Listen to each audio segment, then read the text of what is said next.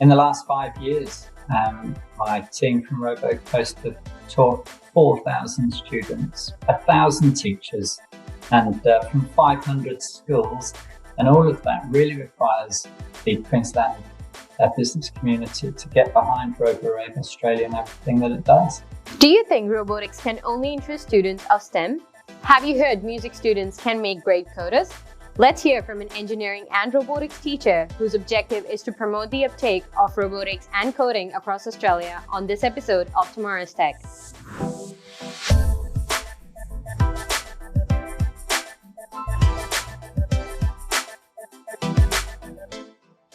I'm Ananyadhyani in conversation with Simon Richardson, founder of RoboCoast and the co-director of RoboRAVE Australia. Welcome, Simon. Hi, Nanya. Thanks for having me on Tomorrow's Tech. Let's have a look into RoboRAVE Australia.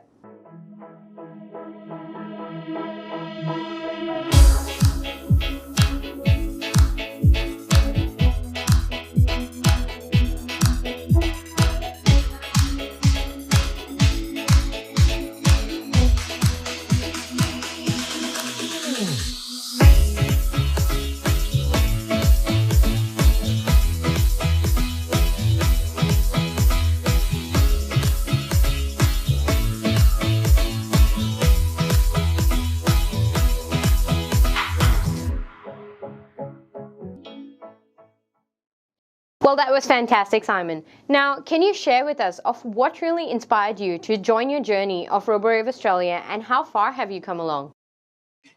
Well, what inspired me were two students that came to me in my maths class with engineering robotics, a Lego kit. And they wanted to enter the first Lego League World Championships competition. And so I was tentative at first, but we went along to the Sunshine Coast Regional Competition, and there were 100 schools there, and we did really well and qualified for the Queensland Champs, and we won that one, and we went down to Sydney for the Australian Championships. And even though the boys were very intimidated the first time around, they actually qualified to represent Australia in the USA at an international in Arkansas. And after that, the boys actually won the whole competition against 64 countries that had managed to qualify, which was a great thing for everyone on the Sunshine Coast when we returned. And essentially our club rapidly grew from what was 3 students and what is now 140 students. And that's just the Chancellor State College, that's just one school. And we found that we wanted to enter more robotics competitions, but they just weren't available. And also the cost of entering those was very high. And at Chancellor State College, we had to manage our money well.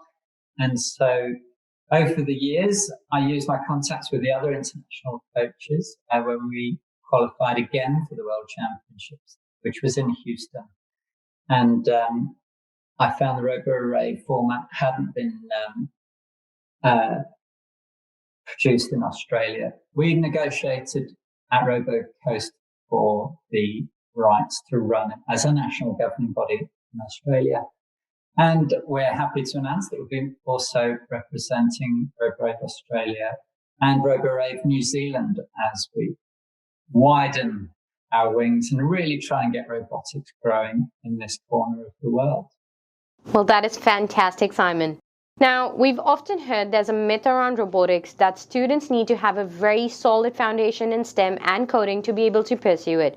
Do you think that stands true, and can you share some examples to support it?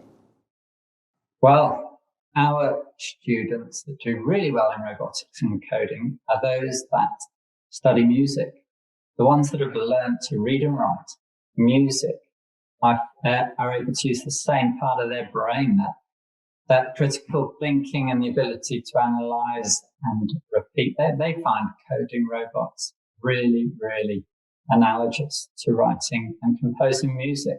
One of our best roboticists, Jameson Harvey at Chancellor State College, just won the Queensland Young Composers last week.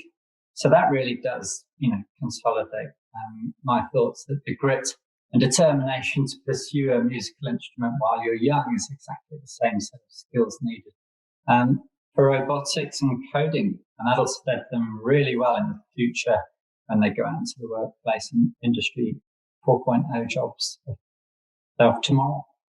Absolutely fantastic, Simon. Now, we've heard that RoboRAVE Australia is not yet self-sustainable and is still reliant on sponsorship. What can you comment on that, and how do you think this will enable widespread adoption of STEM across the nation? RoboRAVE Australia requires sponsorship. The way that we don't pass on the end cost to the students means that we can discount it, and it's a much more accessible type of competition than many of the others. We require companies to keep coming forwards and help us deliver these workshops around Southeast Queensland at the moment, but we really want to spread across Australia with these free education workshops.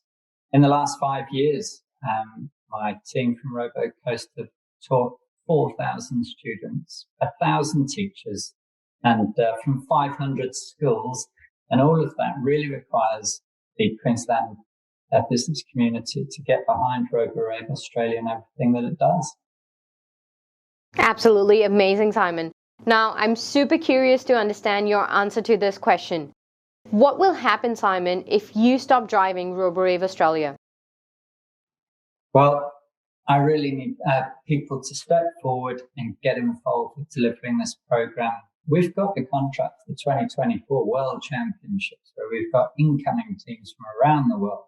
And this is far more than one person can do by themselves.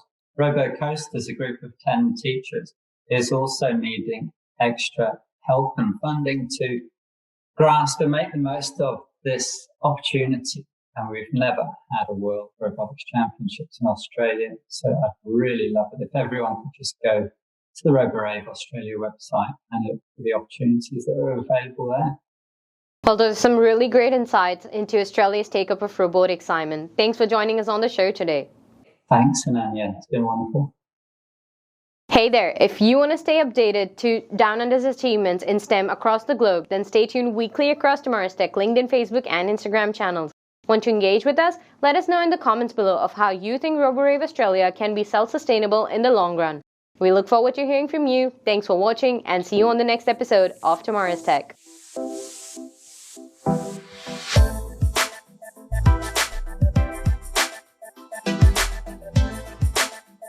Tomorrow's Tech, presented by 3 Dot Digital.